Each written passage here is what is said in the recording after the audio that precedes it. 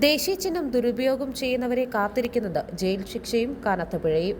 പുതിയ നിയമമനുസരിച്ച് 5 ലക്ഷം രൂപ വരെ പിഴയും ജയിൽ ശിക്ഷയും വ്യവസ്ഥ ചെയ്ത് ശിക്ഷ കടുപ്പിക്കാനാണ് തീരുമാനം.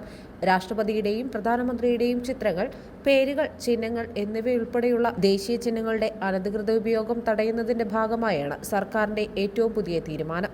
നിലവിലെ നിയമപ്രകാരം ദേശീയ ചിഹ്നത്തെ അവഹേളിച്ചാൽ പിഴ 500 രൂപ മാത്രമായതിനാൽ ശിക്ഷ ഫലം ചെയ്യുന്നില്ലെന്നാണ് വിലയിരുത്തുന്നത്.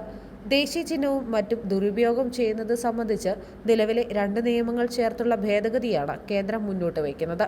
2005 സ്റ്റേറ്റ് എംബ്ലം ഓഫ് ഇന്ത്യ, 1950 എംബ്ലങ്ങളും പേരുകളും എന്നീ നിയമങ്ങൾ ലയിപ്പിച്ച് ഒരു വകുപ്പിന്റെ നിയന്ത്രണത്തിലാക്കാനാകുമോ എന്നാണ് സർക്കാർ നോക്കുന്നത്. അടുത്തിടെയാണ് ഇത് സംബന്ധിച്ച് ചർച്ചകൾ മന്ത്രിതല യോഗത്തിൽ നടന്നത്. ആദ്യ തവണ കുറ്റം ചെയ്യുന്നവർക്ക് 1 ലക്ഷവും ആവർത്തിക്കുന്നവർക്ക് 5 ലക്ഷവും പിഴയും 6 മാസം വരെ തടവും ശിക്ഷ നൽകണമെന്ന് ഉപഭോക്തൃകാര്യ വകുപ്പ് 2019 നിർദ്ദേശം നൽകിയെങ്കിലും നടപ്പാക്കിയിരുന്നില്ല.